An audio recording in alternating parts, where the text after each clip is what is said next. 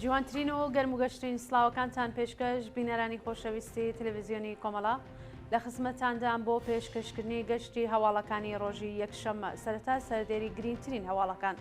ئەگەری لە سێدارەدانی 4 بەندکراوی سیاسی کورد لە زیندانی ئێڤین، پشتیوانی دادخوازان و لاوانی شۆڕژگێڕی کوردستان لە بنەماڵەی 4 بەندکراوی سیاسی، کوژران و برینداربوونی 4 کۆڵبەر لە سنوورەکانی بانە، سەقز و نەوسود، خۆپیشاندانی کرێکارانی گروپی ملی فولادی ئەهواز، کۆبوونەوەی کرێکارانی ئەرکان سالس لە پارسی جنوبی، کۆبوونەوەی ئێرانیانی ئازادی خواز لە چەند وڵاتی جیهان و خۆپیشاندانی لایەنگرانی فلستین دژ بە ئیسرائیل لە چەند وڵاتی جیهان.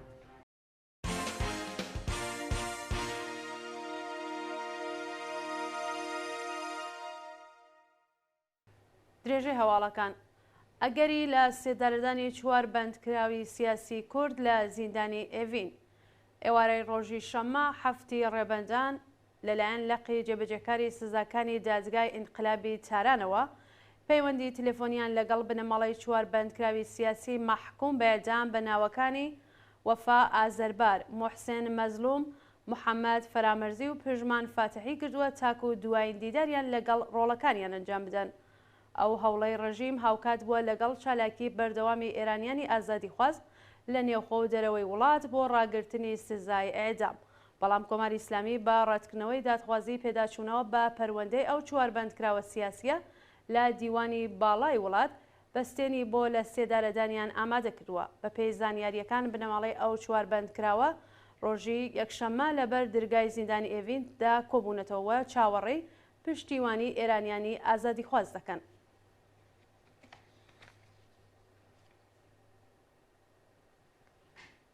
پشتیوانی دادخوازان و لاوانی شۆڕژگێڕی کوردستان لە بنەماڵەی 4 بەندکراوی سیاسی شەوی شەمە هەفتی ڕێبەندانی 1402 بنەماڵەی گیانبەختکردوانی ڕێگەی ئازادی و کۆمەڵێک لە لاوانی شۆڕژگێڕی کوردستان لە پەیامی ڤیددیۆییدا پشتیوانی خۆیان لە بنەماڵەی 4 بەندکراوی سیاسی مەحکوم بە ئێدام دەربڕی و خوازیاری ڕاگررتنی سزای سێدارەیان بوون. بە پێی زانیاریەکان بنەماڵەی هەمیشە زیندوان کوبرا شەیخە و زانیار ئەبوبەکری لە گیانبەختکردوانی شۆڕشی ژینە لە 2 پەیامی ڤیددیۆییدا وێڕای پشتیوانی کردن لە بنەماڵەی وەفا ئازەربار، پژمان فاتحی، موحسێن مەزلوم و محەممەد فەرامەرزی خوازیاری ڕاگررتنی سزای سێدارەیان بوون.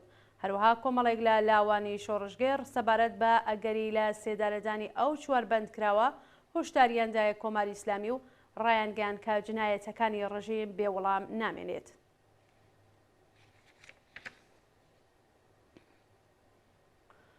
کوژران و برینداربوونی 4 کۆڵبەر لە سنوورەکانی بانە، سەقز و نەوسود ڕۆژانی شەممە و یەکشەمە 7 و 8 ڕێبەندان کۆڵبەرێکی خەڵکی سەقز بە ناوی مەنسوور محەممەد نەژاد بە تەقەی هێزەکانی ڕژیم گیانی لەدەستا و 3 کۆڵبەری دیکەی بە ناوەکانی کارۆ پاشنا و نادیار، یادگار عەلیپور و پەیمان محەممەدی بە دەستێژی گولەی سەرکوتگەران بریندار بوون. بە پێی راپۆرتی کۆڵبەر نیوز ڕۆژی شەمە 2 کۆڵبەر بە ناوەکانی یادگار عەلیپور تەمەن 30 ساڵ و خەڵکی بانە و پەیمان محەممەدی تەمەن 18 ساڵ و خەڵکی سەقز بە تەقەی هێزەکانی ڕژیم لە سنوورەکانی هەنگەژاڵی بانە و نەوسود بریندار بوون. لەلایەکی دیکەوە ڕۆژی شەممە لە سنووری بەستامی سەقز کۆڵبەرێکی خەڵکی گوندی جنیان بە ناوی مەنسوور محەممەد نەژاد بە تەقەی ڕاستەوخۆی سەرکوتگەرانی کۆماری ئیسلامی گیانی بەخت کرد و بەیانی یەکشەمە کۆڵبەرێکی مێرمنداڵی خەڵکی سەقز بە ناوی کارۆ پاشنا و نادیار بە دەستێژی گولەی هەنگی مەرزیبانە بریندارکرا.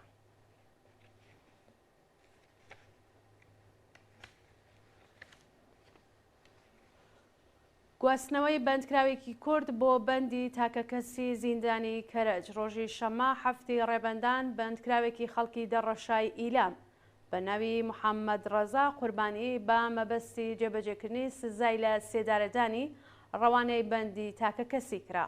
بە پێی زانیاریەکان محەممەد ڕەزا قوربانی پێشتر بە تۆمەتی پەیوەندیدار بە مادەی هۆشبەر دەست بەسەر و دواتر لەلایەن دەستگای قەزای ڕژیم و بەیەدا مەحکوم کرابوو.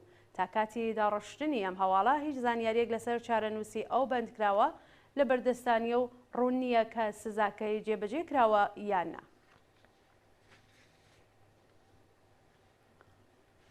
خۆپیشاندانی کوردانی دانیشتووی نۆروێژ دژ بە ئیعدام. ڕۆژی شەمە هەفتی ڕێبەندانی 1402 کوردانی دانیشتووی وڵاتی نۆروێژ لە ڕێپێوانێکدا ئیعدامی بەندکراوانیان لەلایەن کۆماری ئیسلامیەوە بە توندی مەحکوم کرد و خوازیاری ڕاگررتنی سزای ئیعدامی چوار بەندکراوی سیاسی کورد بوون.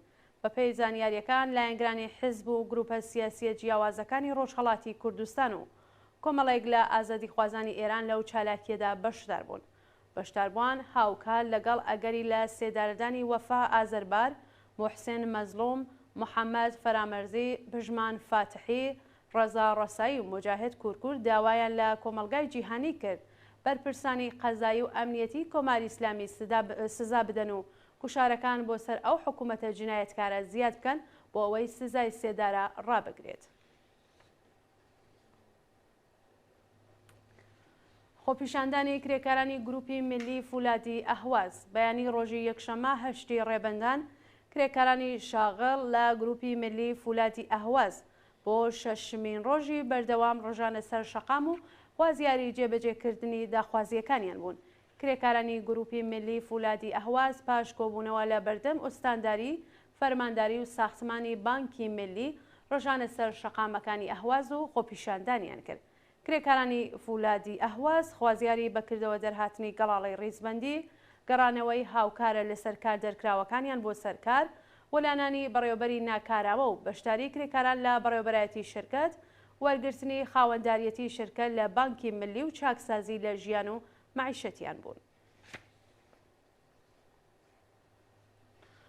کۆبوونەوەی کرێکارانی ئەرکان سالس لە پارسی جنوبی. کرێکارانی ئەرکان سالسی شاغڵ لە پرۆژەکانی پارسی جنوبی ڕۆژی یەکشەممە هەشتی ڕێبەندان لە ناڕزایەتی بە جێبەجێنەکردی داخوازیەکانیان کۆبوونەوە. کرێکارانی ئەرکان سالسی شاغڵ لە پرۆژەکانی پارسی جنوبی خوازیاری ساماندانی شۆفێران، بەکردەوە دەرهاتنی گەڵاڵی ڕیزبەندی پیشەکان، وەلانانی جیاوازی لە کاتی پەرداختی حەقدەست، وەنالانی پەیمانکار، بەڕێوەچوونی یاسای 14 ڕۆژکار و 14 ڕۆژ پشودان، دابینکردنی ئیمکاناتی ڕفاهی، تەزمینی ئەمنیەتی پیشەیی و چاکسازی لە بواری ژیان و معیشەتیان بوون.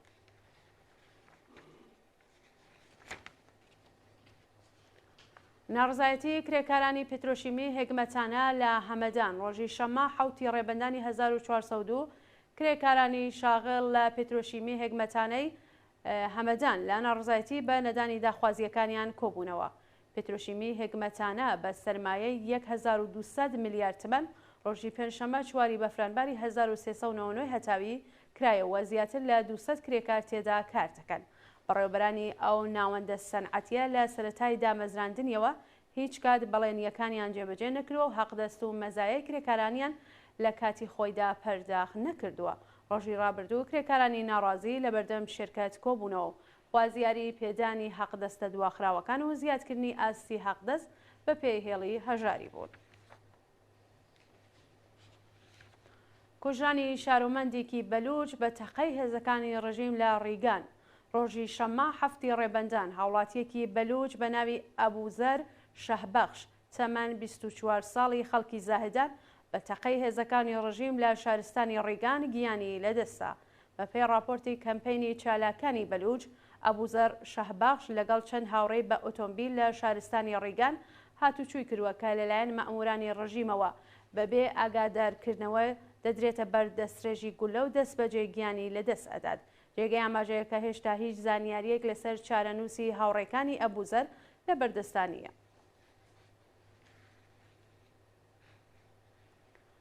دۆخی خراپی تەندروستی دوو بەندکراو لە زیندانەکانی ئێڤین و مەشهەد. بەپێی راپۆرتی ناوەندەکانی مافی مرۆڤ، دۆخی تەندروستی دوو دەست بە سەرکراوی سەردەمی شۆڕشیژینە بە ناوەکانی سەجاد ئیمان نژاد و ڕەها پور ئیبراهیم لە زیندانەکانی ئێڤین و مەشهەد ناجێگیرە و پێویستیان بە مەرەخەسی دەرمانی هەیە. بەپێی ئەو راپۆرتە سەجاد ئیمان نژاد نەخۆشی دیسکی کەمەری سەختی هەیە و بەهۆی دۆخی خراپی بێهداشتی و ڕێفاهی زیندان باری تەندروستی تێکچووە.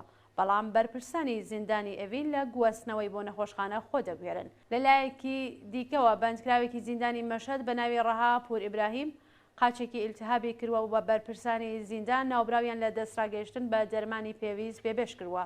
ڕەها پور ئیبراهیم 16 خەرمانانی 1402 دەست بەسەر و دواتر لەلایەن دادگای ئینقلابی مەشهەدەوە بە تۆمەتی تەبلیغ دژی نظام بە 3 ساڵ زیندان محکوم کرا. کۆبوونەوەی ئێرانیانی ئازادیخواز لە چەند وڵاتی جیهان.